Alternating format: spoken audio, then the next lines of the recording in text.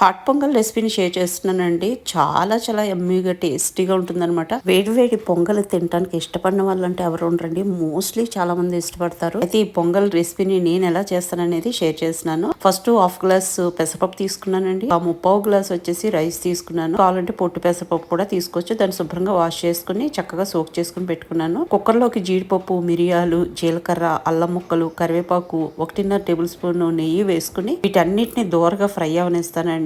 జీడిపప్పు, మిరియాలు, అల్లం ముక్కలు వేగి ఒక మంచి స్మెల్ వస్తుంటుంది. చూసారా, కలర్ చక్కగా మారిపోయింది. ఇప్పుడు వీటిని అన్నిటిని ఒక గిన్నెలోకి తీసేసుకుని అదే కుక్కర్ లో మనం నానబెట్టుకున్నటువంటి పెసరపప్పు బియ్యాన్ని వేసేసుకుంటామండి. వేసుకున్న తర్వాత నేను ఇక్కడ 4 గ్లాసుల వాటర్ ని యాడ్ చేస్తున్నాను అనమాట. 1.5 గ్లాసు మనకి పెసరపప్పు రైస్ కలిపి అయింది కదండి. మామూలు దానికంటే ఇంకో గ్లాస్ యాడ్ చేసి కొంచెం సాల్ట్ ఇక్కడ యాడ్ చేస్తున్నాను. మొత్తానికి యాడ్ చేయట్లేదు. ఇంకా కుక్కర్ మూత పెట్టేసుకుని విజిల్ పెట్టేసి 4 to 5 విజిల్స్ రానిస్తామండి. చల్లారిన తర్వాత మూత తీసి